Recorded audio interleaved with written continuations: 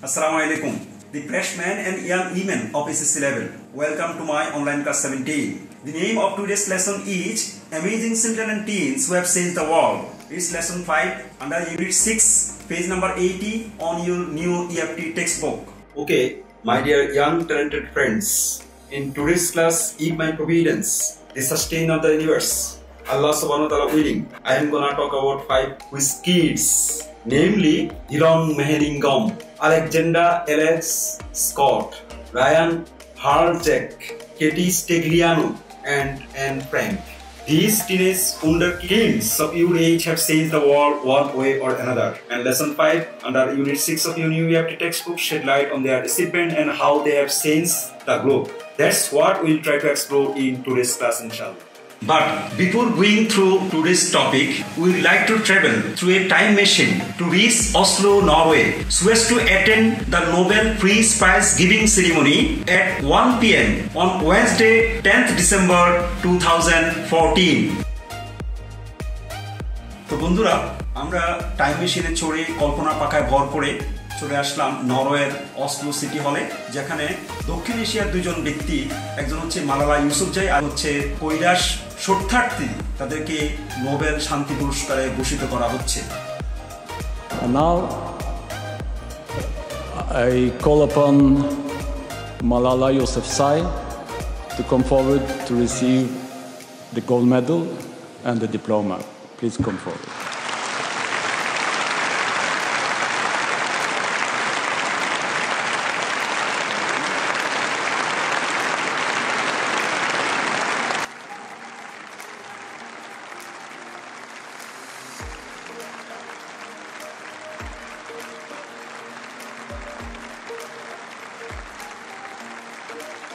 Malala Yousafzai, I call upon you to come forward and give your Nobel lecture.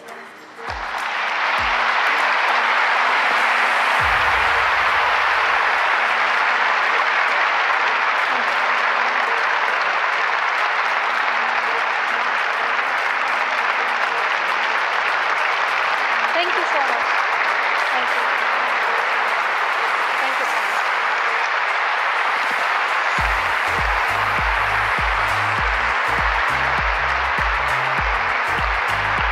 Thank you so much.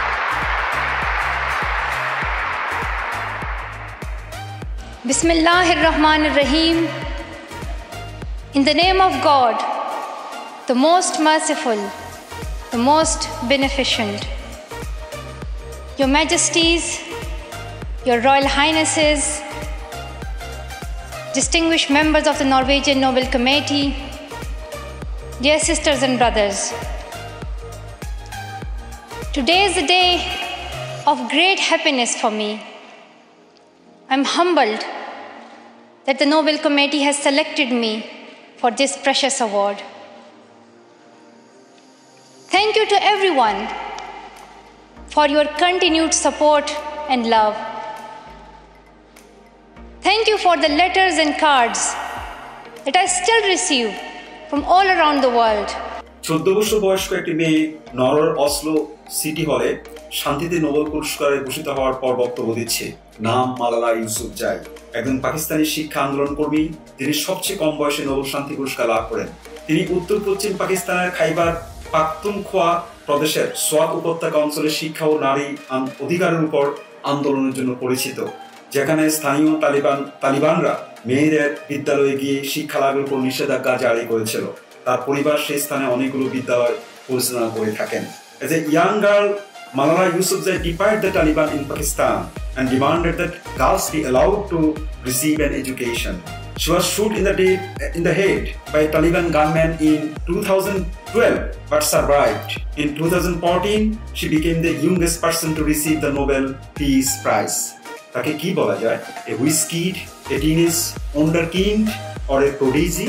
Okay friends, let me introduce you to the first whiz kid, Elon Meheringom, who is an extraordinary young philanthropist plus child welfare and environmental activist. Learners, আমাদের Dillon মেহেলিঙ্গম সম্পর্কিত এই প্যারাটির মধ্যে যে সমস্ত new ওয়ার্ডসগুলো আছে তার একটি হচ্ছে কো-ফাউন্ডার, বাংলা অর্থ হলো যুগ্ম প্রতিষ্ঠাতা। আরেকটি শব্দ হলো এম্পাওয়ারমেন্ট, অর্থ হচ্ছে ক্ষমতায়ন। তারপর আছে মিশন, অর্থ হচ্ছে লক্ষ্য কিংবা উদ্দেশ্য। আছে মোবিলাইজড, কোনো কাজের জন্য কাউকে প্রস্তুত বা সংগঠিত করা। আছে সুনামি, এক ধরনের প্রাকৃতিক দুর্যোগ। Please check the spelling of the word TSUNAMI, T অনুচ্চারিত সুনামি। তারপর শব্দটি হচ্ছে ডরমিটরি, ছাত্রাবাস কিংবা যৌথ শয়নালয়। লার্নার্স, এই প্যারায় ডিলান মেহেলিঙ্গম কিভাবে জাতিসংঘের সহস্রাব্দ উন্নয়ন লক্ষ্যমাত্রার সাথে শিশুদেরকে অন্তর্ভুক্ত করে বিশ্বব্যাপী খ্যাতিমান হয়েছেন এই বিষয়টা আমরা দেখতে পাবো। তো প্যাসেজটির বাংলা অনুবাদ দেওয়া আছে, আমরা যদি একবার পড়ি তাহলে বিষয়টা আমাদের কাছে স্পষ্ট হয়ে যাবে। Now will talk about Alexander Alex Scott, a child prodigy, এক অনন্য সাধারণ প্রতিভার অধিকারী শিশু। Alexander Alex Scott was born to Leach and J. Scott in Manchester, Connecticut on January 18, 1996, the second of 4 children. Alexander Alex Scott আমেরিকার কানেকটিকাটের ম্যানচেস্টারে lease এবং J Scott দম্পতিতে গড়ে জন্মগ্রহণ করেছিলেন 1996 সালে 18 জানুয়ারি। সে 4 সন্তানের মধ্যে দ্বিতীয়।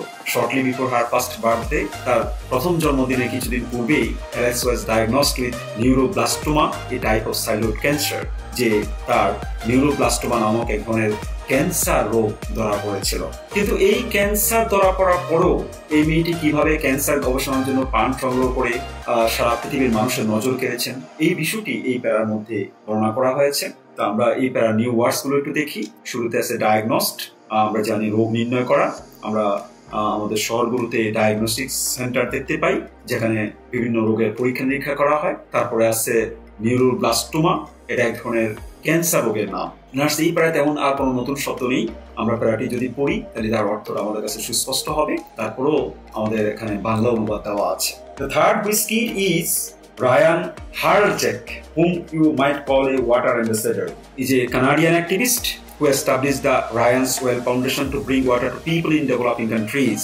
বন্ধুরা, রায়ান হারজেক একজন কানাডার অধিবাসী, যিনি রায়ান নলকূপ ফাউন্ডেশন প্রতিষ্ঠা করে উন্নয়নশীল দেশের মানুষের মধ্যে পানীয় জল সরবরাহ করতে সহায়তা করেছিলেন। He has received numerous awards for his work. তিনি তার এই কর্মের জন্য, কৃতিত্বের জন্য অনেক পুরস্কার গ্রহণ করেছেন।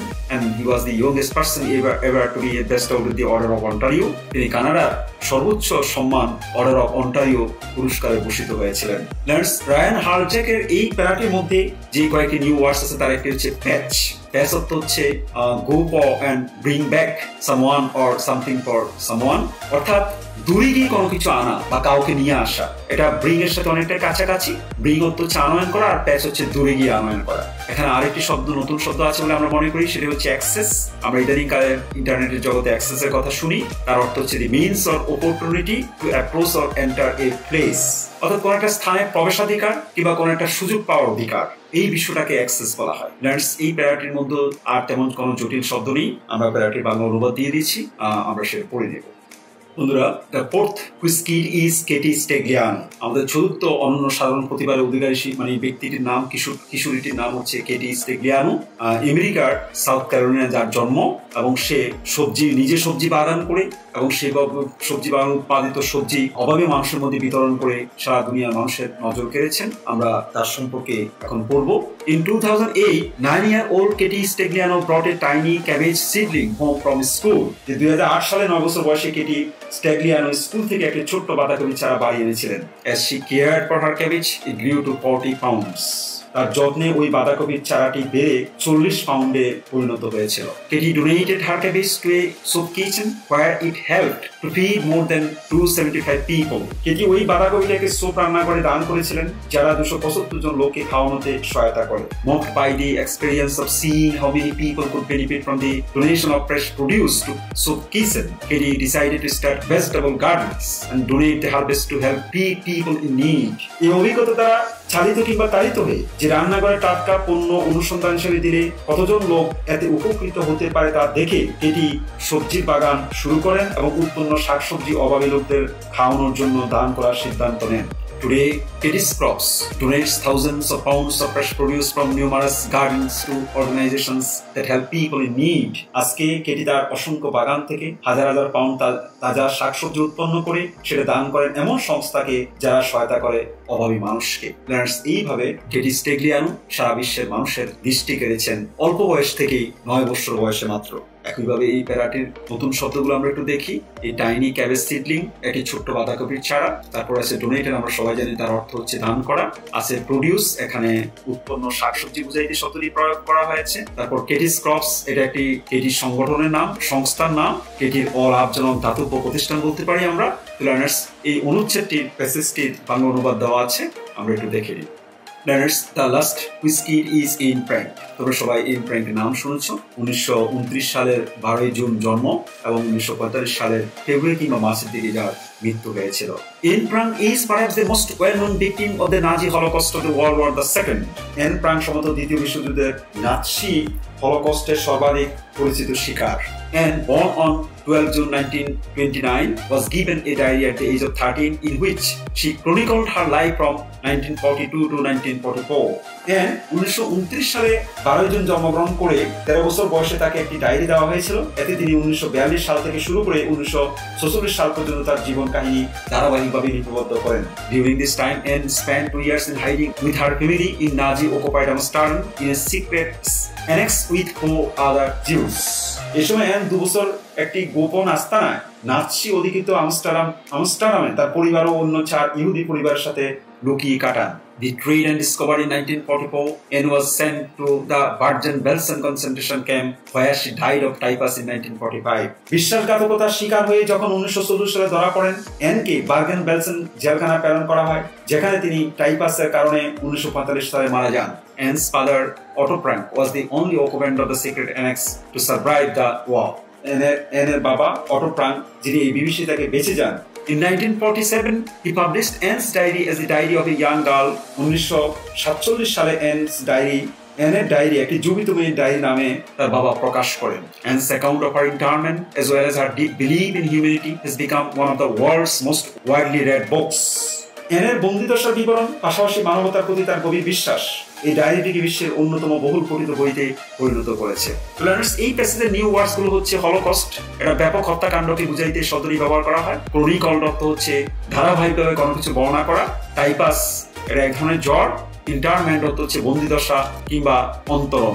লার্নার্স, এই নিউ ওয়ার্ডস গুলো আমরা আরেকবার দিয়ে দিয়েছি। The Holocaust, the mass slaughter of European civilians and especially Jews by the Nazis during World War II. দ্বিতীয় বিশ্বযুদ্ধের সময় নাজি বাহিনী কর্তৃক ইহুদিদেরকে ব্যাপক হারে যে হত্যা করা হয়েছিল, সেই বিষয়টা ইতিহাসের পাতায় হলোকস্ট নামে পরিচিত। ক্রনিকল তো আমরা বললামই যে কোনো ঘটনার ধারাবাহিক বিবরণ কিংবা বিবরণ দেওয়া। আর কনসেন্ট্রেশন ক্যাম্প হচ্ছে নাৎসি বন্দি শিবির, a place where large number of people such as prisoners of war, political prisoners, refugees or the members of an ethnic or religious minority are detained or confined under armed guard, used especially in reference to camps created by the Nazis in the World War II for the internment and persecution of Jews and other prisoners. এটা Nazi বন্দি শিবির বলা হয়, যেখানে মানুষদেরকে নিষ্ঠুর আচরণ করে মেরে ফেলা হয়েছিল। Typhus, learners, an infection disease caused by rickettsia নামক একটি ব্যাকটেরিয়ার কারণে যে সংক্রামক জ্বর হয়, সেটাকেই টাইফাস বলা হয়। লার্নার্স, আমরা এই অনুচ্ছেদটির বাংলা অনুবাদ দিয়ে রেখেছি, তোমরা একটু পড়ে নিলেই জিনিসটা ক্লিয়ার হয়ে যাবে। তো আজকে এই পর্যন্তই। Thank you very much. See you next. আল্লাহ হাফিজ।